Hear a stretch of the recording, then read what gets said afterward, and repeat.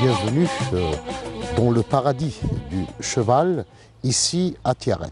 Nous allons aborder ce soir avec vous un pan entier de notre mémoire collective, la Fantasia. Il s'agit plus précisément de revenir sur son origine, son histoire, son évolution, son organisation et son rôle dans la socialisation et la cohésion sociale. Pour justement aborder l'histoire de la Fantasia, j'ai le plaisir de recevoir ici au niveau de la jumenterie de Tiaret, M. Abed Daoud, ancien président de l'association des sports équestres traditionnels. J'ai le plaisir de recevoir également M. Ammar Belkhouja, auteur de plusieurs ouvrages sur l'histoire, mais aussi sur la mémoire. Et j'ai le plaisir de recevoir enfin M. Mohamed Tafiani, qui est directeur de la jumenterie de Tiaret. Messieurs, bienvenue dans les dossiers de la mémoire. Je commence avec vous, M. Abed. C'est quoi la Fantasia? La Fantasia, c'est un regroupement de cavaliers et qui date bien avant les Byzantins, avec les Rostémides, et ça y va dans le temps. La Fantasia, au départ, c'était un regroupement de cavaliers, c'était des guerriers. Et après avoir terminé la guerre, ils se sont organisés dans les différentes wilayettes, avec les différents jeux, et ils ont été structurés par la suite. Bon, au niveau de la Fantasia, nous avons deux choses. Nous avons la Fantasia collective, qui se joue à l'ouest et le sud-ouest, et la Fantasia individuelle, qui se joue au niveau de l'Est. Au niveau de l'Ouest, nous avons plusieurs Fantasias. Et au niveau de l'Ouest algérien, bien entendu, chaque Fantasia avait son propre Neguet. Ce Neguet, c'est un chanteur dont la composante de ces mots étaient des mots guerriers, des mots ghazal, et qui s'ensuit. Bon, au niveau toujours de la Fantasia collective, on a ce qu'on appelle le Gilba. Le Gilba, elle se joue surtout au nord-ouest du pays, où il y a Temeret, un jeu simple, qui se joue un peu partout, et il y a ce qu'on appelle bien entendu la chose la plus estimée au niveau de l'Ouest, c'est Tardab. Pourquoi El Gilba? Pourquoi Temeret? Et pourquoi El Gilba? En ce qui concerne El Gilba, le groupe est composé presque toujours à partir de 7 jusqu'à 17, jusqu'à 21 cavaliers. Sur la composante du groupe, nous allons revenir tout à l'heure. Je donne la parole à M. Ammar Belkhouja. M. Ammar Belkhouja, l'histoire de la Fantasia, c'est-à-dire le mot. Souvent, les historiens l'attribuent à l'époque, donc le localisent, le situent plutôt durant l'époque coloniale avec l'arrivée des orientalistes en Algérie, mais nous savons que la tradition existait bien avant la conquête coloniale au début du 19e siècle, n'est-ce pas? Absolument. Absolument. C'est que il y a une relation très intime entre l'homme et le cheval. Oui. Avant d'arriver peut-être sur la signification exacte de ce jeu traditionnel, le cheval, dans l'histoire de l'humanité et dans l'Antiquité, la plus haute Antiquité, la légende raconte que Dieu, après avoir créé tout l'univers, il va créer Adam, le père Adam, et il va faire défiler devant Adam toutes les espèces animales. Après le défilé, Dieu va s'adresser à Adam et lui dit « Quel est l'animal que tu aimerais le mieux ?» après avoir vu un peu toutes les espèces qui ont défilé devant tes yeux. Et Adam qui répond, tout naturellement, c'est le cheval. C'est le cheval. Ça, c'est la légende. On ajoute que Dieu fut ravi qu'Adam avait choisi le cheval parce que Dieu aime le cheval. Alors, le cheval, il nous vient depuis très longtemps. Et ce cheval-là, c'est aussi un cheval spécial qui va conduire le prophète de l'islam, Mohammed à travers les cieux, à travers le cosmos. Ce cheval, c'est le bouraq. C'est le bouraq. Et dans la tradition musulmane, il y a cette recommandation expresse qui s'adresse aux musulmans et qui lui conseille d'agir dans l'élevage du cheval, d'aimer le cheval, de prendre soin du cheval. Et le cheval, tout le monde le sait, les éleveurs le savent, n'est jamais un animal castré, parce qu'il participe à la reproduction de l'espèce. Les valeurs musulmanes vont plus loin encore, en disant aux musulmans, si tu prends soin du cheval, demain tu accumuleras les bonnes actions qui vont te conduire dans l'au-delà. Voilà un peu quelques généralités, mais... Justement, est-ce que vous pouvez revenir juste sur le mot, le concept de fantasia? La fantasia, ça doit remonter très loin, puisque l'émir Abdel Qadir, pendant les trêves, il n'y en a pas eu beaucoup, hein, une avec des Michel et une autre avec Bugeaud. Pendant les trêves, lorsque l'émir Abdel Qadir recevait des émissaires, des médiateurs, hein, entre lui et l'autorité coloniale, l'autorité militaire française, les bonnes convenances voulaient que l'émir offre à ses hôtes, à ses invités, un spectacle. Et qu'est-ce que c'est ce spectacle? Le spectacle, c'est les jeux équestres traditionnels. Cela veut dire que pendant l'époque de la résistance de l'émir, la fantasia existait. Mais il y a une liaison à faire entre la fantasia et entre la résistance. Parce que entre l'émir Abdelkader et le cheval, il y a un attachement, je dirais presque divin. Hein. La relation entre l'émir Abdelkader et le cheval, c'est une relation très particulière. Nous allons y revenir tout à l'heure. Oui, mais le jeu équestre, il doit remonter un peu au 16e, 15e siècle. Certainement, parce que la région, la contrée, est un berceau tout indiqué sur l'élevage du cheval barbe. Alors le cheval barbe, hein, il y a 2000 ans, il était présent aux batailles contre les Romains. Et nous sommes d'ailleurs aujourd'hui, Monsieur Mohamed Tefiani, au berceau, nous sommes dans le berceau du cheval, n'est-ce pas? J'aimerais vous poser une question, non pas en tant que directeur, là, cette première question. C'est quoi pour vous la fantasia? Je sais que toutes les générations ont été éblouies, bercées par le rythme des fantasias, n'est-ce pas? Oui. Tout d'abord, vous êtes les bienvenus. Je suis très ravi d'être l'un de vous. Vous êtes au Hala National Chouchouatiat, c'est le paradis du cheval. Ce mot remonte à 1877.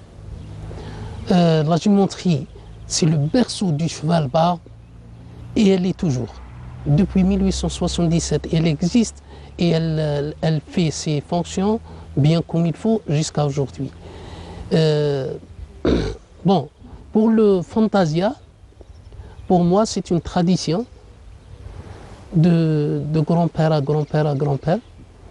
Le fantasia c'est un, comment dirais-je, c'est un sport qui n'est pas comme les autres sports. Le fantasia c'est l'amour entre le cheval et le cavalier. Le fantasia remonte à des siècles, comme dirait Silhaj, depuis Amir Abdelkader. Amir Abdelkader, en 1832, الاستعمار الفرنسي كي دخل الجزائر تلاقى صعوبات كبيرة في الجزائر. ومن بين الصعوبات هذو c'est bien le cheval. Parce que la résistance était à cheval.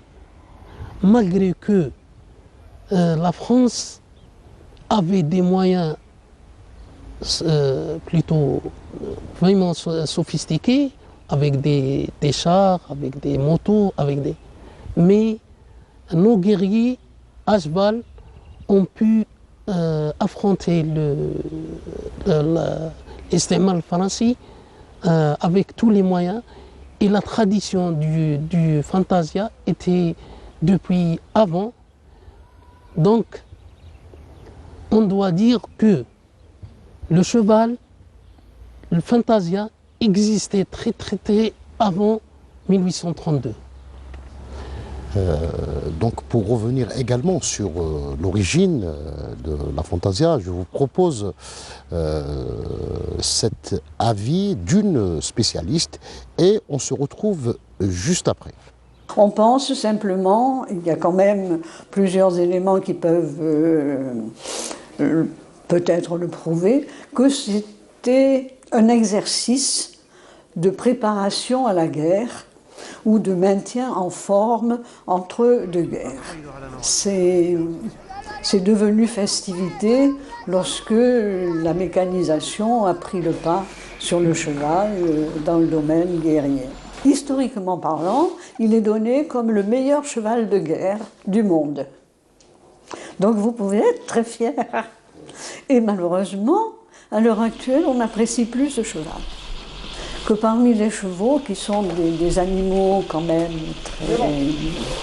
très esthétiquement très beaux, il est le moins beau. Parce que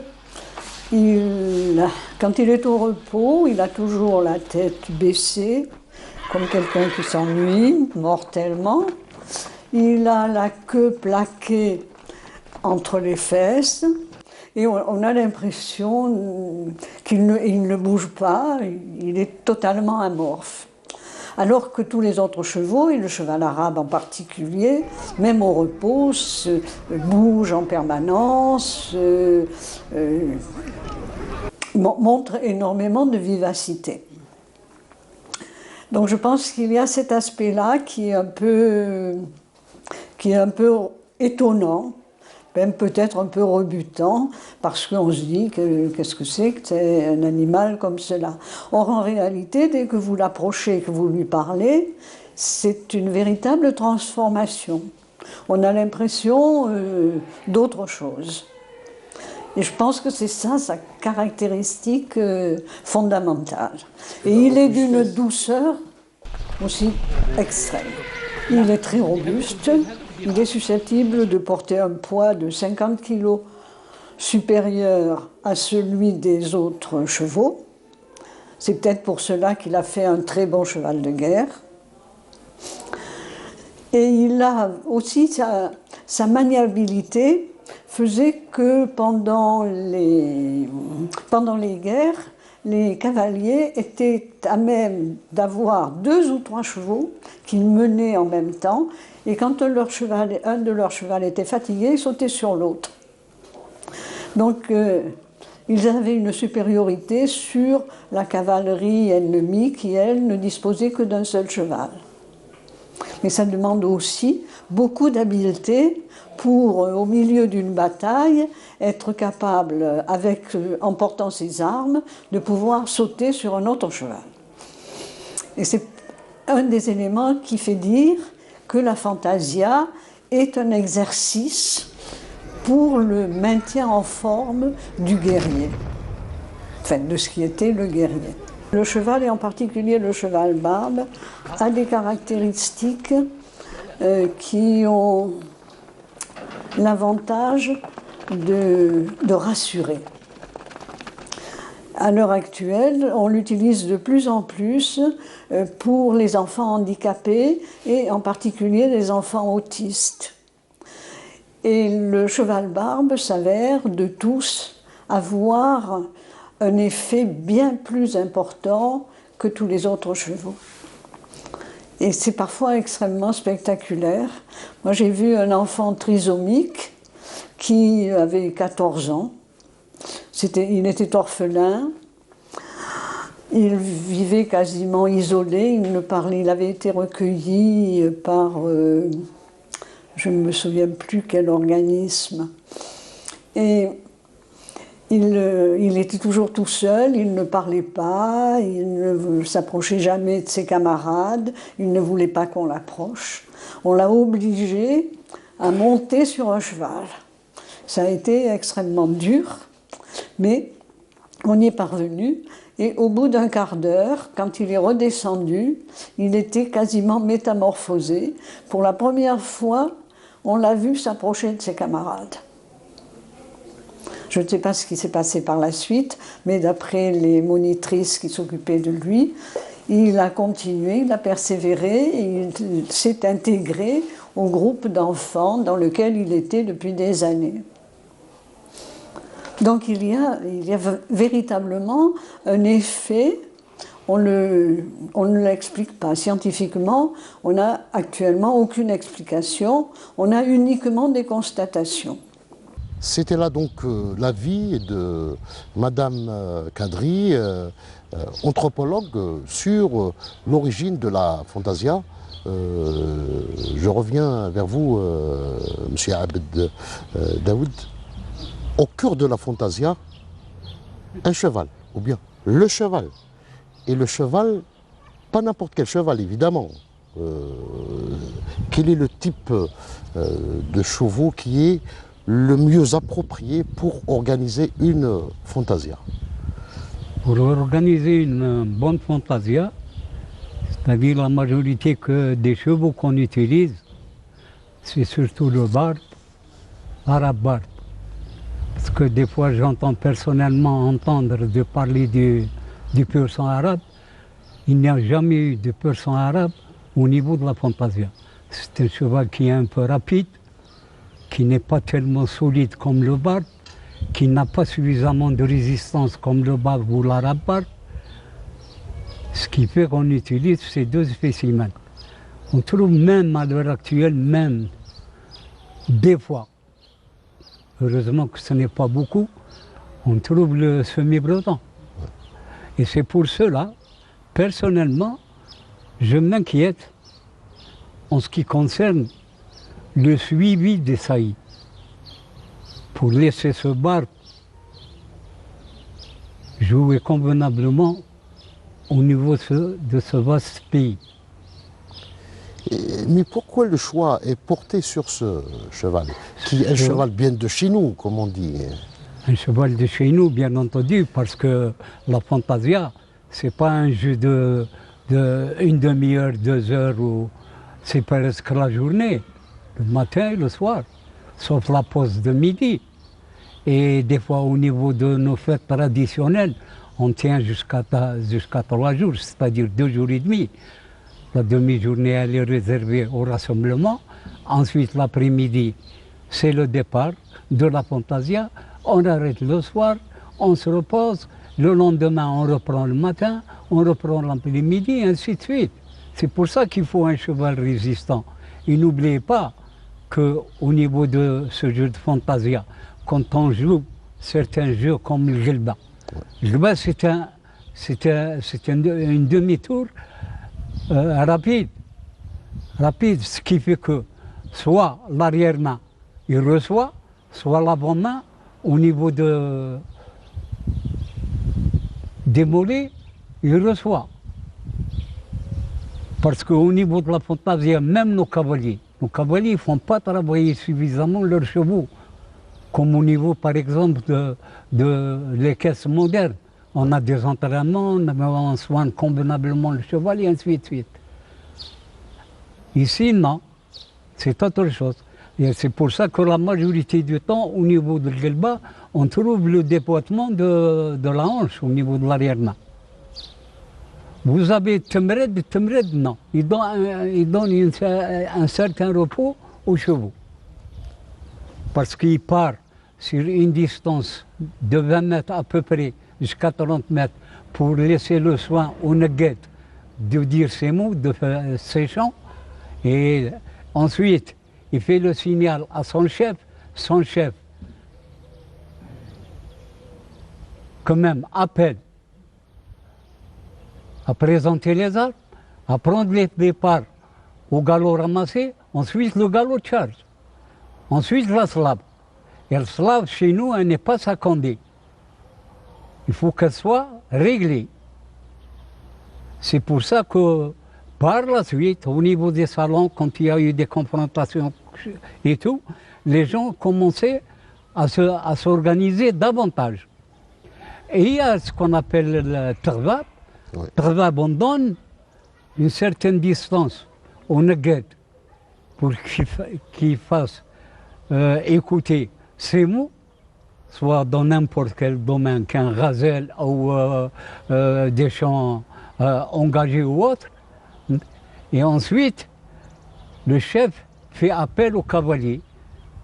Alors, ils se présentent convenablement, présentent leur fusil, prennent le départ. Ensuite, ils tendent leur fusil, la salle, et s'arrêtent.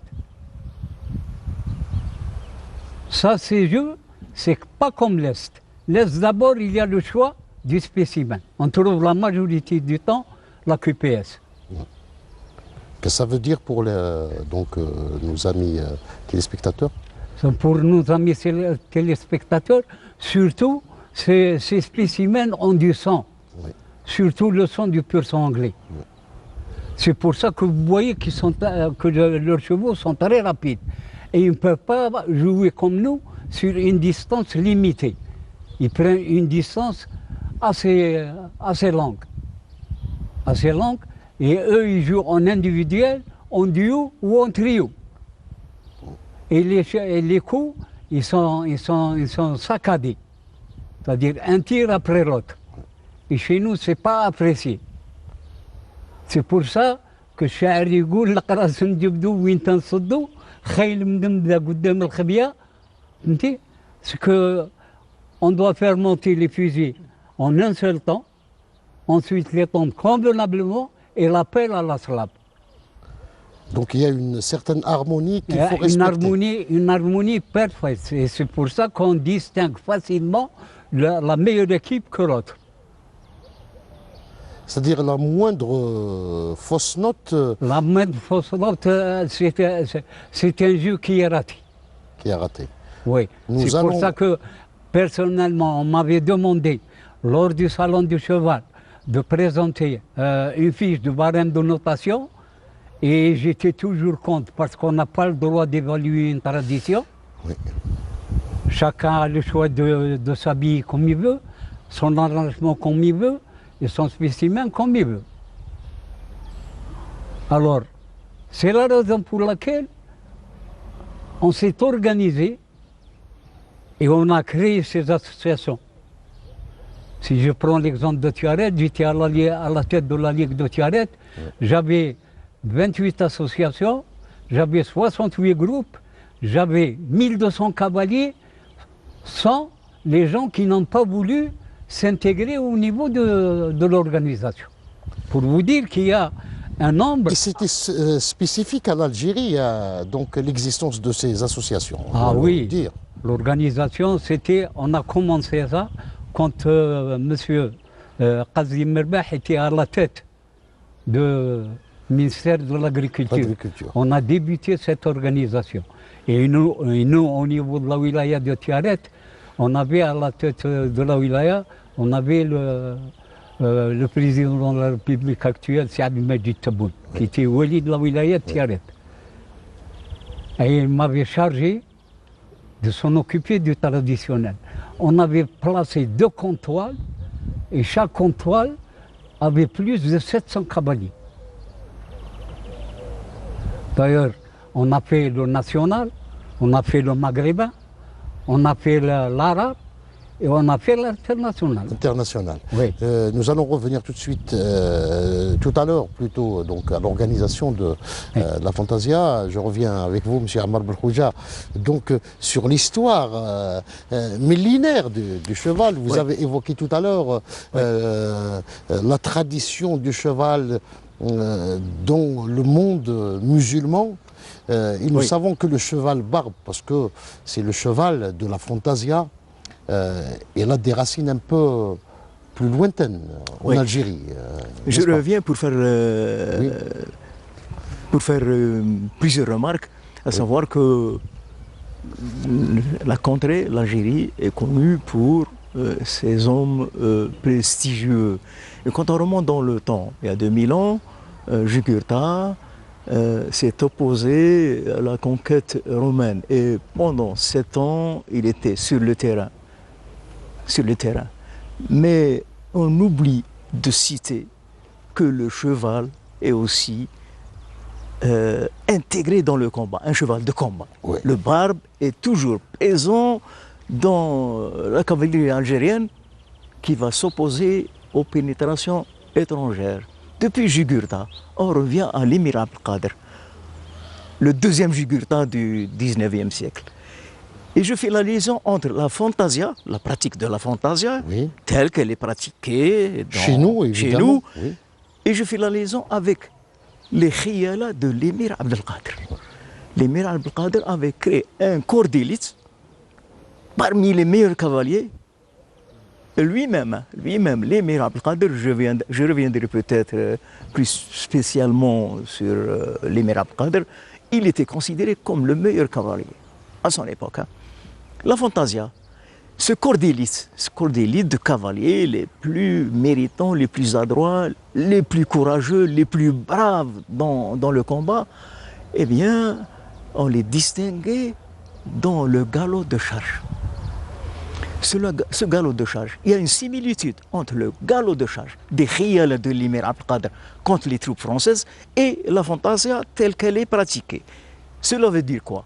Cela veut dire que la guérilla pratiquée par l'émir Abdelkader, cette méthode qui permettait aux plus faibles de remporter des succès et des victoires sur le plus fort, c'est que ces khiyala, à 10, à 12 ou à 15, comme vient de le préciser c'est Abd Daoud, ils vont semer la panique, ils vont semer le trouble dans les rangs de l'armée française. Pourquoi?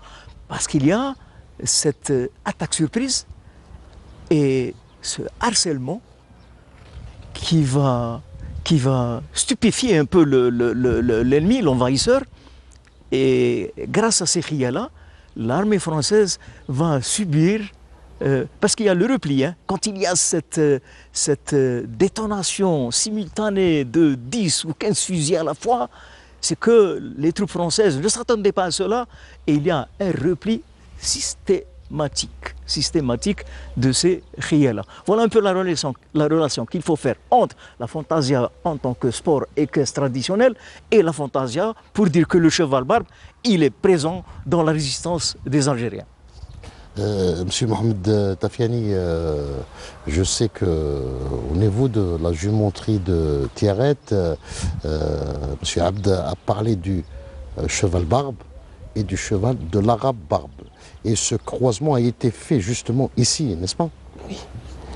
Bon, parmi les principes fonction de la géométrie de Tiaret, c'est bien la préservation de la race pure algérienne. Oui. On parle ici de l'arabe, le cheval arabe, Oui, et le cheval barbe. oui, Bon, le cheval arabe est destiné aux courses épiques, Oui. vu sa rapidité, vu les courses. Bon, le cheval barbe, c'est un cheval d'un spécimen unique, avec des caractéristiques vraiment très intéressantes. Il est robuste, il est résistant. Et aussi, il y a eu un croisement entre le barbe et l'arabe barbe qui a donné, plutôt l'arabe et le barbe qui a donné l'arabe barbe. Ce spécimen, l'arabe barbe, a pris des deux spécimens. Il a pris un peu du pur sang arabe et un peu du barbe. Bon, pour le pur sang arabe, il a pris le khifa, la rapidité. la rapidité, oui. D'un autre côté, le barbe, il a pris la résistance et le poids, musculation du cheval barbe.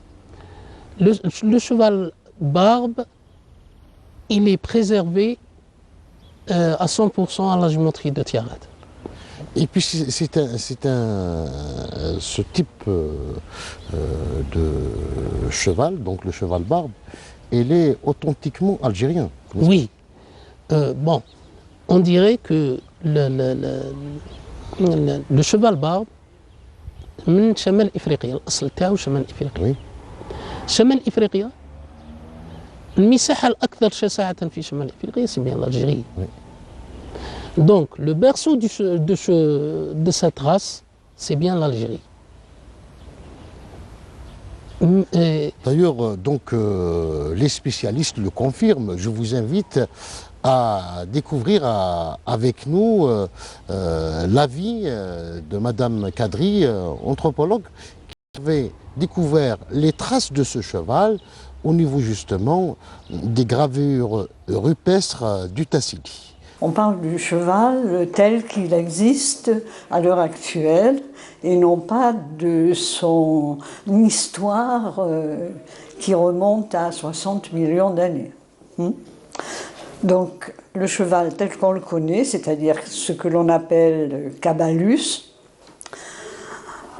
on en a des manifestations certaines entre moins 2000 et moins 1500, qui apparaissent sur les rochers du Tassili, où on a des figurations en fait extrêmement nombreuses de cette période-là, avec des chevaux qui parfois ressemblent simplement à un cheval sans autre particularité, mais très souvent aussi ont des caractères qui permettent d'identifier la race.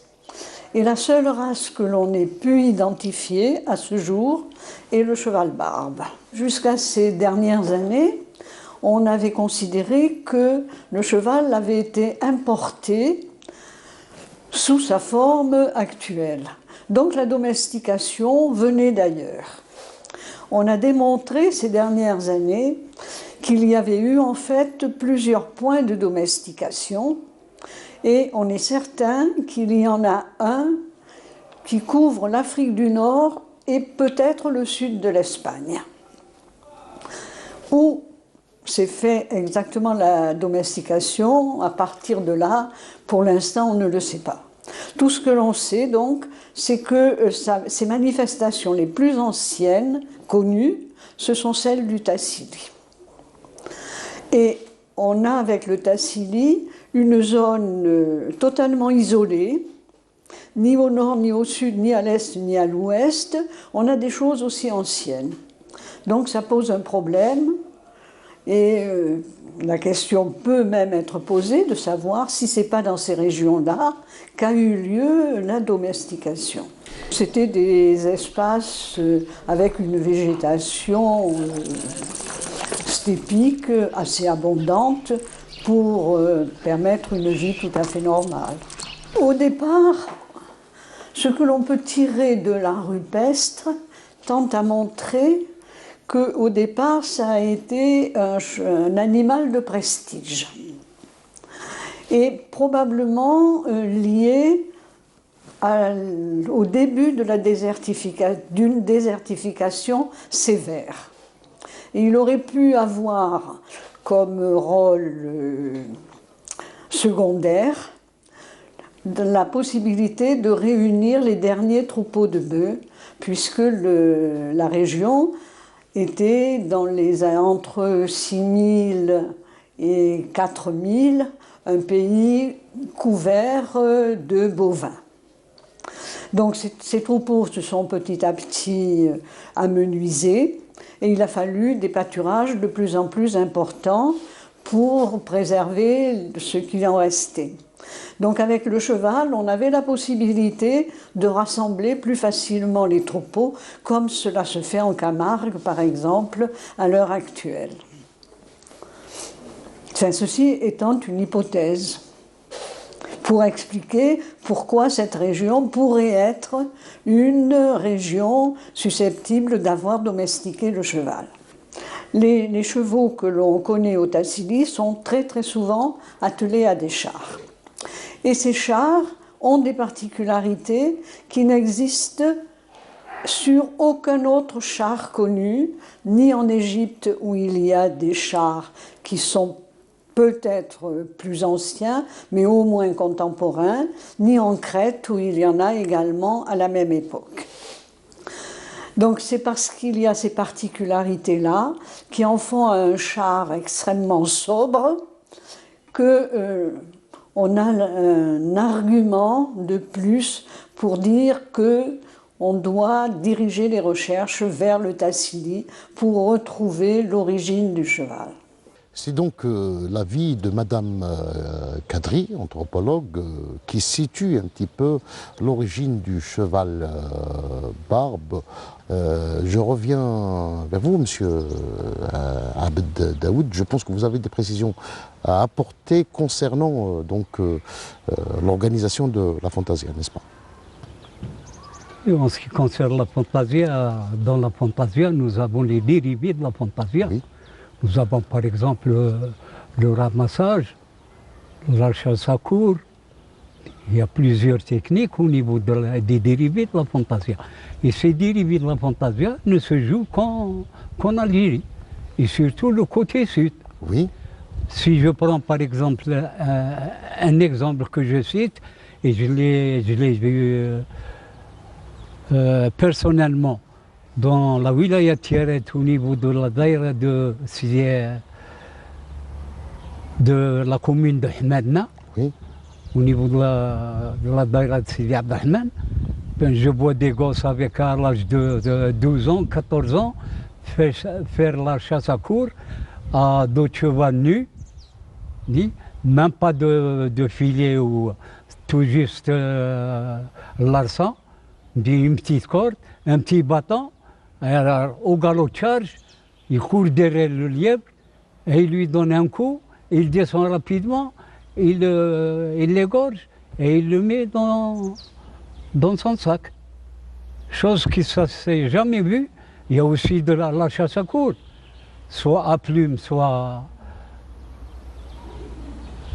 Donc la Fantasia, elle a un rôle à jouer dans la préparation des cavaliers à une guerre, comme vous l'avez dit tout à l'heure, mais aussi à assister, à exprimer donc une joie, une liesse, à célébrer notamment les moussim, notamment en Algérie, et à préparer également des futurs chasseurs, n'est-ce pas? Exactement. Nous avons par exemple au niveau de Taoumet, la tribu qui invite l'Arche. L'Arche a plusieurs douars. C'est eux qui dressent les tentes, c'est eux qui prennent en charge les cavaliers qui viennent de tous côtés du pays. Et ils passent ces 2 jours ensemble. Bien entendu, le soir, le Coran, la prière et ainsi de suite. Nous avons autre chose, la chasse à court au niveau des fusils, même pour le côté social. Durant le mois de carême au niveau du sud, on peut faire la chasse à court. Oui. C'est pour manger du lièvre. Oui. c'est pour manger du perdreau. C'est pour ça qu'on dit شربوها حليب الحنانة qui est la chamelle, ou كلوها الحم المسيوط qui est le gibier. Alors toute chose est organisée. C'est pour ça que nous sommes en pleine évolution. Et au niveau de notre fantasia, je le dis, je le répète, on ne le trouve pas dans n'importe quel pays. Donc c'est une fantasia spécifique. Je pense que M. Ahmad Belkhodja a également une précision à apporter concernant cette question. Oui, je reviens à l'adresse, Oui. l'adresse, la dextérité. Je reviens toujours à l'émir Abdelkader. L'émir Abdelkader qui a servi d'abord sous le commandement de son père, Cheikh Mahiddin, qui organisa la résistance tout à fait au départ. Eh bien, au cours de l'une des plus grandes batailles dans l'Oranie et au port d'Oran, la bataille de Khneg-en-Nitah. Oui. Et Abdelkader, qui n'avait que 22 ans à l'époque, il se fit remarquer par ses propres compatriotes qui combattaient à ses côtés, mais aussi par ses ennemis qui sont venus occuper Oran. Il a été capable, ce jeune cavalier, qui a vécu à Al-Gaitna. Gaitna, c'est la Zawiya des Qadiriya, là où il a passé toute son enfance et toute son adolescence. Amoureux, fou du cheval. D'ailleurs, il a laissé un traité sur l'élevage des chevaux. Ce jeune homme a été capable de défoncer un carré des soldats français au port d'Oran et de s'emparer de la dépouille de son neveu qui n'avait que 16 ans. Il n'avait pas accepté, il n'avait pas toléré que de laisser la dépouille de son neveu entre les mains des Français. C'est stupéfiant, c'est fabuleux que de réaliser cet exploit. Cela veut dire quoi? Que c'est un cavalier, un très bon cavalier. À propos de cavalier, peut-être que le directeur de la jumenterie de Tiaret, c'est Daoud Abed, c'est que le cheval, il sait par qui il est monté. S'il juge que ce cavalier est un piètre cavalier, il le sait, il le ressent. Le cheval est rancunier. Gare à celui qui va le maltraiter. Alors il mémorise ce mauvais traitement et il prend sa vengeance quelque temps après contre celui-là même qui a osé le maltraiter. Je reviendrai peut-être tout à l'heure sur ce bastion de l'élevage, la contrée, la région, le Sersou. Le cheval est rancunier, rapidement, monsieur. Bon, on doit préciser que le cheval est une espèce noble. Une espèce noble. Noble, oui. Le cheval n'est pas comme les autres espèces. Le cheval, quand il est maltraité, il mémorise tout, seconde passée, bien ou mauvaise. Le cheval, c'est notre cœur, c'est notre sang, c'est notre fils. C'est l'un de...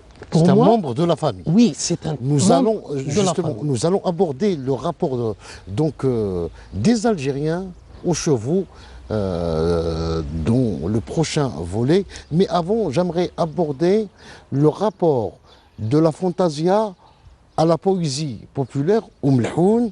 Avant d'ouvrir ce débat, je donne la parole à deux poètes, une poétesse et un poète du Mlhoun qui sont avec nous, Awisha et Hatem. يا نورت ربيع بهية يا حرة عش فيك الصغر كم وانا فرحان انتي يا البية شايعة تلو صحراء تتبهى قوم بيك مع الفرسان انتي زيخة بخسار راجل ومرأة بمضيفش شنا ومضيف ومشيوي وتخلفان خيامكم شهرين للضيف مسرة قطايف من الخملة دايم للشان آل خصلة وجود أصحاب النعرة والخيل خوه وقت الأحزان والخيل خوه وقت الحز والغبان أهل معارف وجاه وعلومه وخبرة ومجالسهم بالوفا شفا للعيان شعراء فصاح مرضاهم جبرة وطلبة جاهرة تلاوة قرآن فرسان مدربين والعلفة تسرى وحسن كحل دونا بشحال يا نوار تربيع باهية يا حرة عش فيك صغر كم وانا فرحان. قبل تجيني كحلي مني لنعاس أنا شاعر كي طير على القمة مولا موعد كلمتي معدود رصاص وين يناديني الوطن راني ثم خطفت كلامي من هو خير الجلاس والسيف نحطو على أصل الكلمة أرواحي نتجادلوا راس مع راس عيني كنتي حكام وانا يا حكمة شتا تعرفي يمرة في عطر الياس تيرت والدك كبار الزعامة بنو خلدون اللي كتب نفحت قرطاس تيرت شربات وهو فوق الماء حنا تاريخنا يقرأ على جراس وحضارتنا واش متناذل واش ما حنايا نتحضروا حد التهواس. Après cette courte pause, je reviens vers vous, Monsieur Abed Daoud. Quelle est la relation entre Melhoun et la Fantasia? Et je sais que vous êtes vous-même poète. Oui, parce que pour sensibiliser davantage surtout les téléspectateurs oui. durant le Wada ou une manifestation quelconque. Il y a ce Neged que nous avons toujours parlé de ce Neged pour qu'il soit pris en charge par le ministère de la Culture et connaître qu'est-ce que c'est ce Neged. Parce que la majorité de ces Neged sont des jeunes.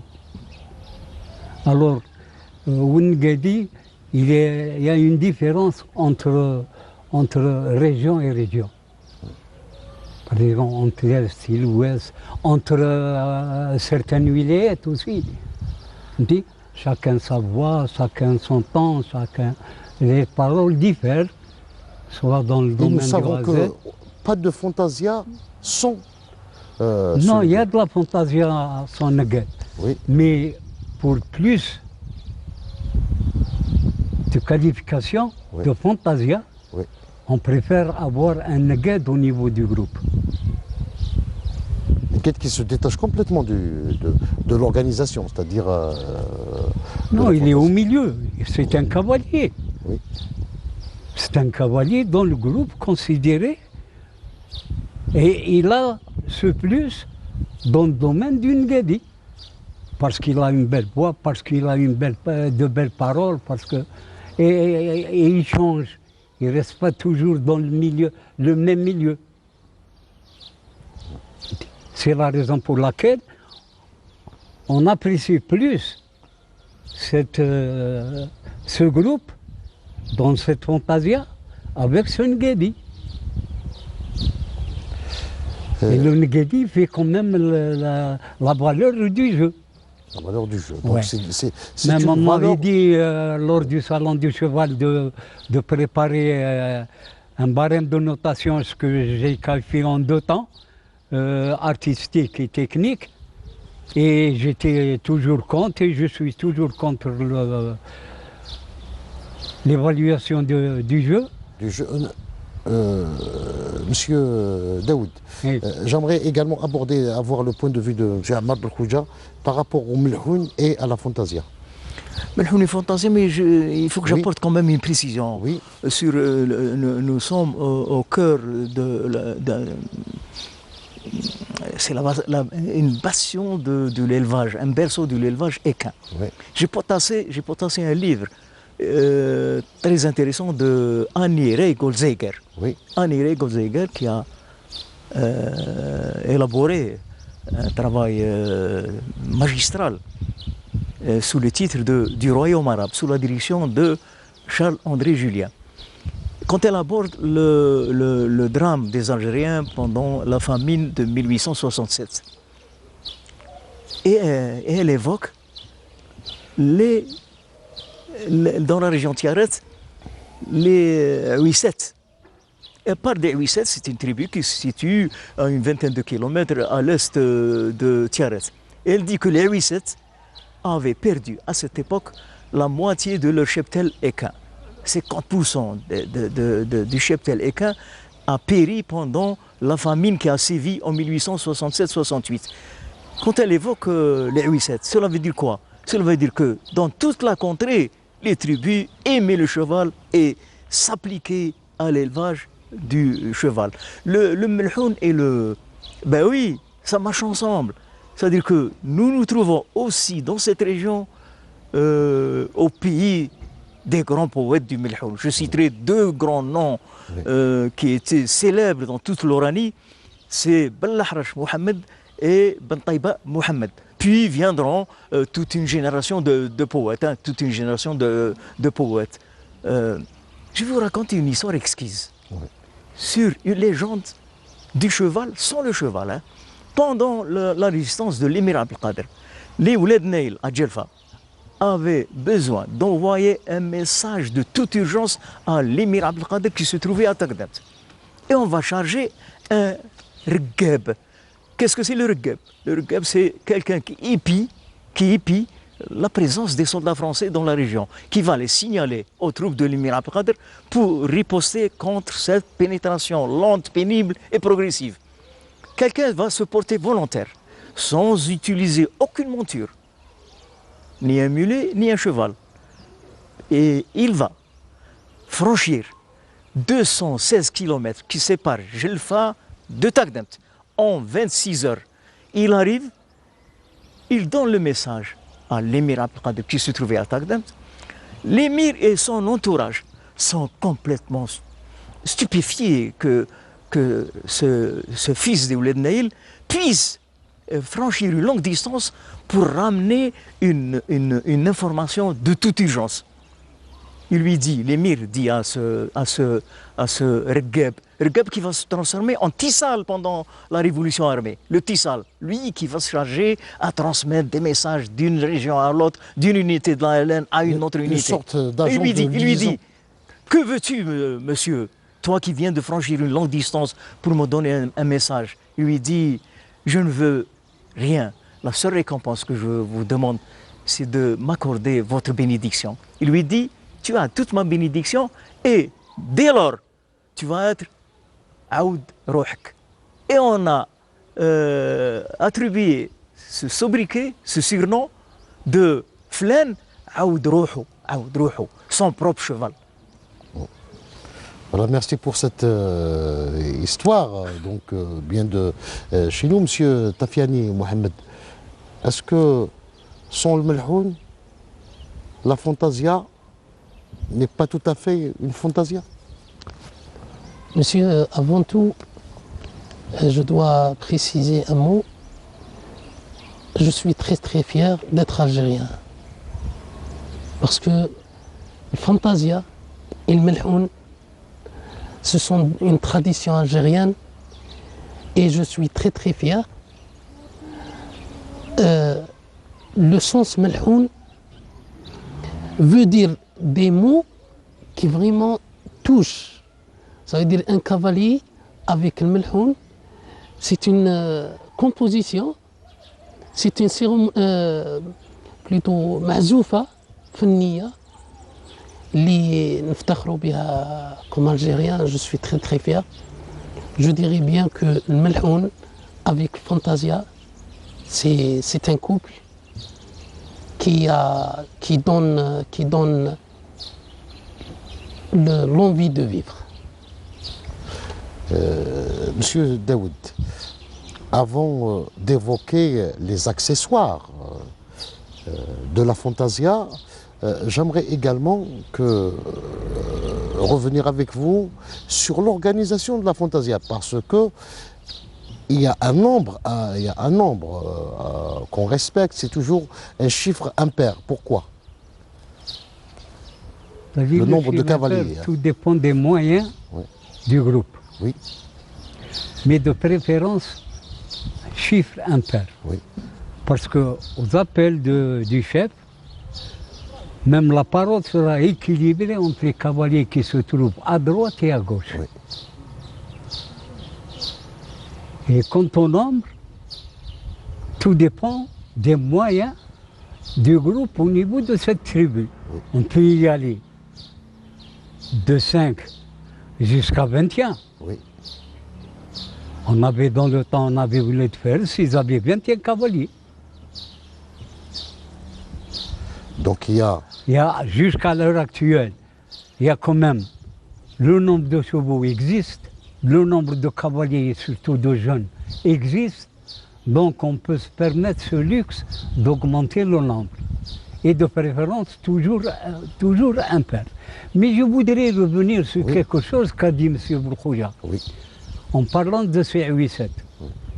Pour vous dire que les gens de la wilaya de Tiaret, et surtout, je dirais, l'Algérie, ont donné beaucoup de soins et beaucoup d'importance aux barbes. Pensez au barbe qui est Camille, qui a participé au championnat du monde en Italie, où les Italiens ont l'appelé le chat-tigre. C'est un gris pommelé et c'est un cheval qui a été acheté de Huisset par le club hippique l'émir Abdelkader et dressé dans cette jumenterie par le palefrenier Moussa Mohamed. Pour vous dire que au niveau de ce pays, le barbe faisait rage. Même le sel français, qui était le réservoir de l'armée française. Son début venait de Ain el-Melh, au niveau de Boussaada. Ce barbe même, où Napoléon Bonaparte parlait dans un livre, un passage, où il disait à la bataille de Waterloo, si j'avais le barbe d'Algérie, je n'aurais pas perdu la guerre de Waterloo. Pourquoi? Par sa résistance. Nous avons aussi le commandant Bardou a laissé un livre. Il avait comme cavalier Bougandora. Il était d'Aflou, au niveau d'Espagne. Il avait un barbe qui s'appelait Bongo. Et quand la France est repartie, le commandant a pris et Bongo et Bougandora. Pour avoir toujours de la race de ce cheval. Heureusement que Dieu, on m'a toujours dit que Dieu a laissé quelque chose de très bon. La France possède beaucoup de vers. Pas comme nous, chez nous. Un pays ensoleillé et qui est fait pour justement faire vivre ce barbe, même cet arabe barbe. Au niveau de la France, tellement qu'ils mangent beaucoup de verre, ils ne résistent pas et ils meurent. Monsieur Bourkhouja, la fantaisie, c'est également une histoire d'accessoires, n'est-ce pas? Ah, toute une histoire d'accessoires, peut-être que M. Daoud Abed est mieux placé pour nous décrire un peu la tenue. La tenue, c'est important, hein, la tenue du cavalier. J'évoquerai toujours les points d'histoire, moi. Hein. L'émir Abdelkader, à cheval, bon, il a perdu 5 chevaux pendant toute la résistance. Hein. Et il éprouvait beaucoup de chagrin quand il perdait un cheval pendant la bataille. 5 chevaux sont tombés sous l'émir Abdelkader pendant cette grande bataille âpre, féroce contre l'envahisseur français. D'ailleurs, il en parle dans ses poèmes. Hein. L'émir Abdelkader évoque toujours le cheval dans ses poèmes. Tout à l'heure, vous m'avez dit la relation Melhoun et Fantasia. C'est indissociable, indissociable de la poésie populaire. Je dirais mieux, chaque Algérien sommeille un poète. Il suffit d'avoir la vocation pour dire des mots, Et tout à l'heure, peut-être au début, j'ai dit les grands guerriers, les grands guerriers algériens, depuis Jugurtha jusqu'à nos jours, doivent partager leur prestige avec le cheval barbe. Monsieur Mohamed Tafiani, donc pour organiser une fantaisie, il faut beaucoup de couleurs, évidemment, que ce soit le cavalier ou bien le cheval lui-même. La selle, elle est un petit peu spécifique, n'est-ce pas? Oui, on parle de l'harnachement. L'harnachement, c'est un équipement complet, cavalier et cheval. Bon, des rumeurs qui parlent ce sont des métiers qui sont en voie de disparition. Moi, j'ai dit non. On a des jeunes, on a des amoureux du métier qui prennent ce métier en charge. Par exemple, la jumenterie de Tiaret, on a un chef d'atelier, c'est M. Belhatabi Mohamed. Un maréchal Ferrand, évidemment. Bien sûr, on parle de l'harnachement, équipement, cavalier et cheval. Et le maréchal Ferrand, c'est le vétérinaire du cheval. Pas de pied, pas de cheval. Pas de pied, pas de cheval. Oui. Je reviens vers vous, Monsieur Daoud. Donc, est-ce que vous pouvez maintenant nous présenter un petit peu les accessoires L'arnachement. Oui. L'arnachement du cheval, nous avons au niveau de la selle, Oui. nous avons le pommeau. Et en arabe, naïtolo le gdah. Nous avons le trusquin, qu'on appelle en arabe, en selle arabe, le gerbous. Oui. Nous avons l'assiette, comme la selle française, c'est toujours l'assiette. Oui. Nous avons les deux parois, une à droite, une à gauche. On appelle sfaïh en selle arabe, et en selle française, on appelle le quartier et le faux quartier. Nous avons la sangle, elle ne change pas. Sauf que la sangle arabe, elle est plus longue que la sangle française. Nous avons le collier de chasse qui est au niveau de la selle. Au niveau de la selle arabe, c'est le dir. Le dir. Nous avons ici le gleda qui fait le pourtour, mais du coup, mais elle n'existe pas dans le classique français. Nous avons le djebbahiya, le frontal, et le djebbahiya, le tout forme le ursa. Les deux forment le ursa. Nous avons l'étri arabe. Alors, nous avons deux genres. Nous avons le fassi et nous avons Ali Hajla. Nous avons le fassi qui est un peu plus grand que Ali Hajla. Mais vous voyez qu'il y a une courbe au niveau de l'étrier. Pourquoi? Parce que le cavalier en selle arabe, il chausse complètement l'étrier. C'est pour pouvoir péronner davantage le cheval. C'est-à-dire le toucher au niveau des selles. Alors, nous avons également le collier de chasse, je l'ai précisé, c'est le dir. Et nous avons le tapis. Bon, le tapis classique, c'est une seule feuille de feutre, mais le tapis de selle arabe, il va jusqu'à 4. Parce que nous avons l'arsan qui est travaillé par des cavaliers même, pas tous les cavaliers, certains cavaliers. Nous avons des gens qui sont spécialistes au niveau de la wilaya de Tiaret dans le temps, quand Vialar dépendait de Tiaret, c'est Bni Tigrin. Ils sont spécialistes pour la fabrication de l'arsan. J'aurais souhaité que la selle était posée devant moi pour vous donner plus de précision. Parce que il faut qu'elle soit pas faite du laurier, parce qu'il devient plus léger et s'adapte au dos du cheval. Le laurier. Ouais. Donc il faut toujours prendre soin du cheval, le cheval qui est considéré comme toujours dans toutes les familles algériennes comme un membre de la famille. Bien sûr. Je vous propose d'ailleurs de suivre cette explication de Madame Kadri concernant le rapport que les Algériens entretiennent avec le cheval, et on se retrouve juste après pour le mot de la fin de cette émission. Il est normal que la population le traite de manière spéciale. Et c'était encore le cas il n'y a pas très longtemps dans le bled. Moi je me souviens avoir vu des mechtas où le cheval avait une position de roi. Il passait avant les enfants, avant la femme, avant les enfants. Et ce n'était pas un cas particulier. Et j'ai vu un homme de 70 ans au moins pleurait comme un enfant parce qu'il venait de perdre son cheval.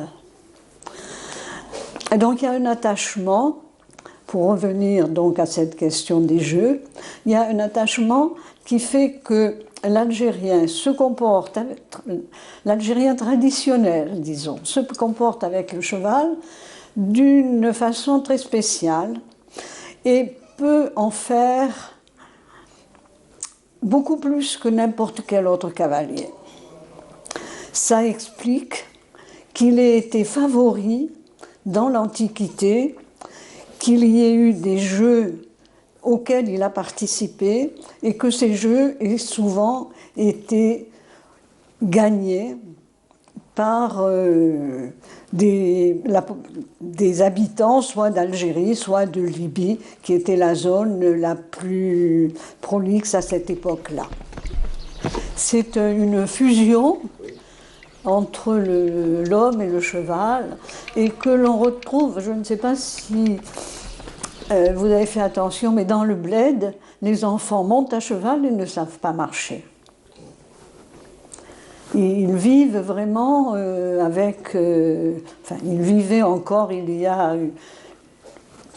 disons, une vingtaine ou une trentaine d'années. Les choses sont en train de basculer de façon considérable.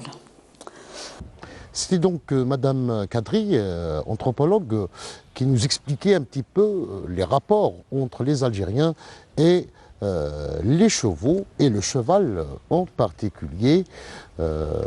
Donc je tiens à remercier vivement M. Mohamed Tafiani, directeur de la jumenterie de Tiaret. Je remercie également notre ami Ammar Belkhouja, auteur de plusieurs ouvrages sur la culture, sur l'histoire, sur la mémoire. Je vous remercie d'avoir participé à cette émission. Avant, je garde toutefois avec moi M.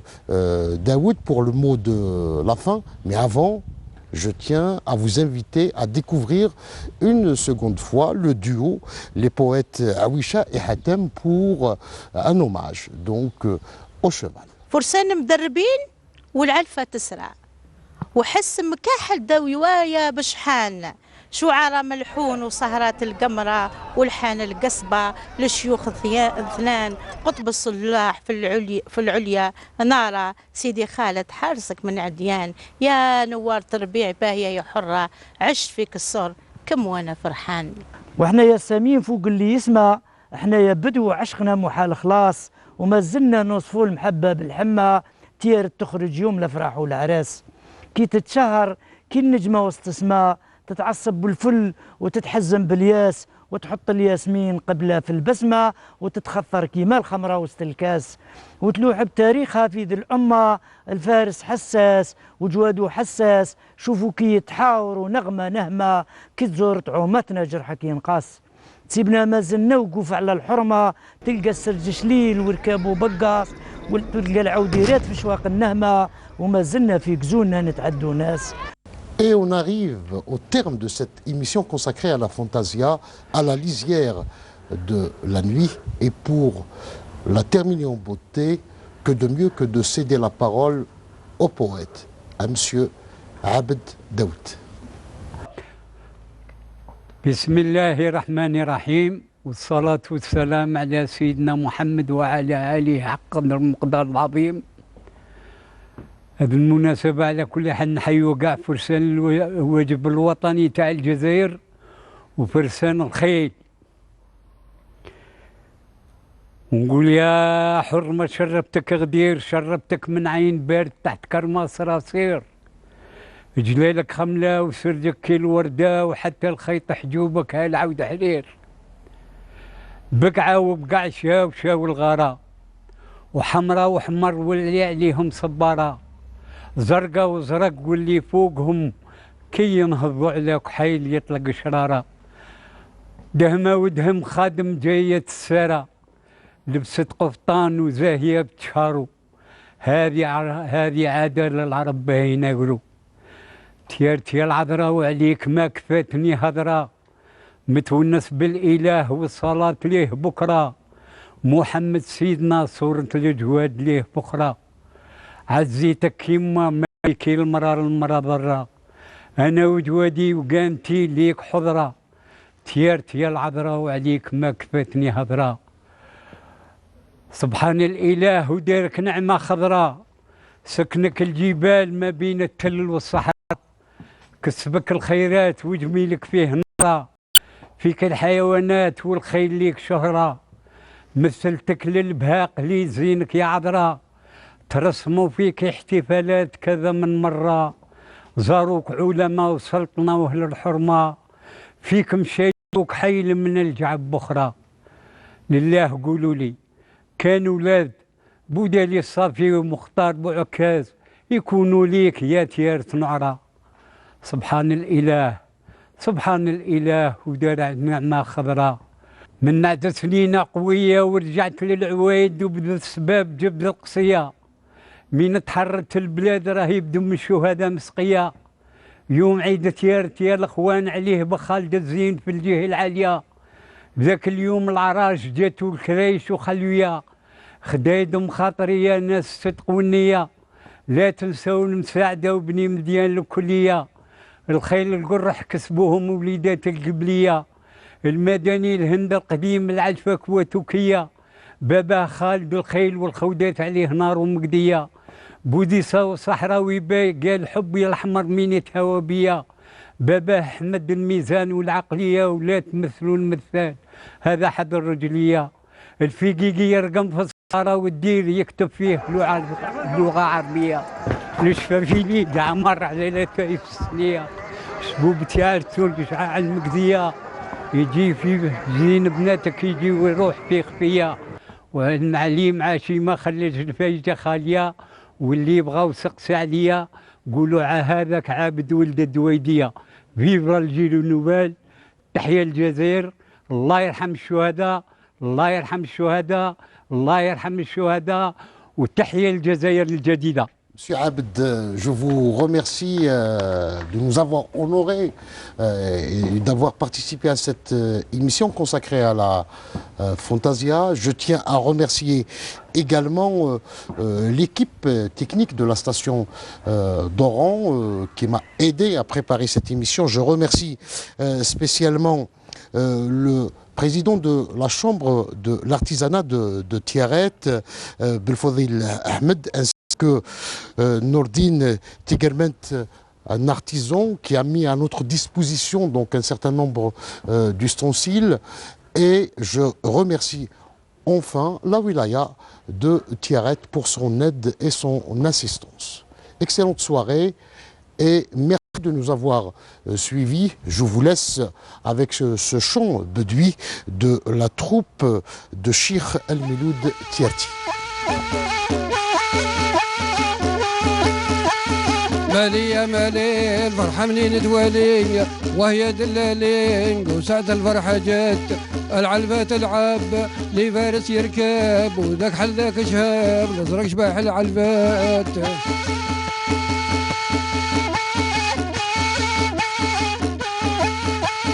الازرق دار بدار وفايز في المشوار بارود دار غبار القرصة مع الشدات العلبة الدنية وشيوخ تغني حنا مهني دوم هذا الفرحات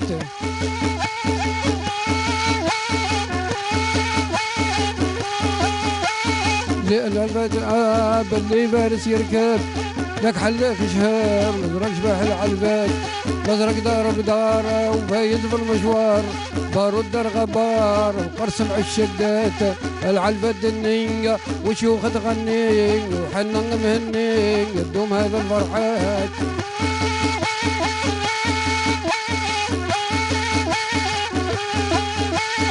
جيبوا لي زويجان قرص ولا الجن دنيا مهموجان البارود بالنوبات العلبة تلعب ذي فارس يركب وذاك حل ذاك شهاب الازرق شباح العلبات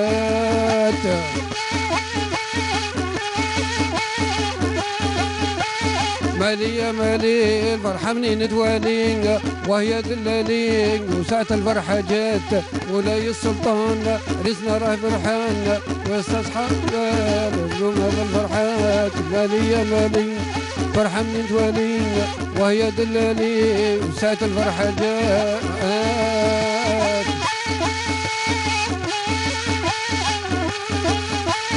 العلبات العب لي فارس يركب وذاك حداك شهاب نزرق شباح العلبات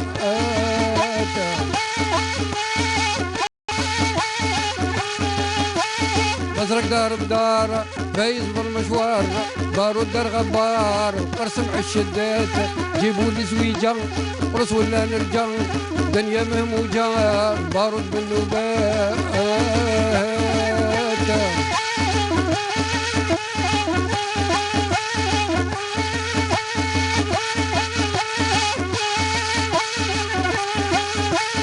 العلبة النينجا وشيوخ تغنينجا حاليا مهنينجا دوم هذا الفرحات العلبة النينجا وشيوخ تغنينجا حاليا مهنينجا دوم هذا الفرحات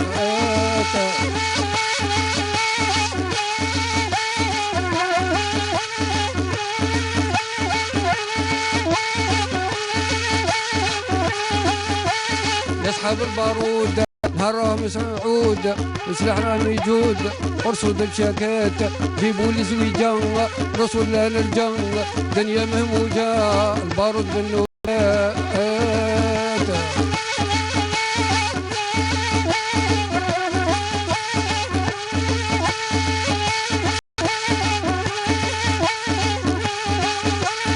العلبات العب لي فارس يركب ذاك حل ذاك شهاب نزرق شباح العلبات نزرق دار بدار فايز بالمشوار بارود داير غبار قرصم عش الداء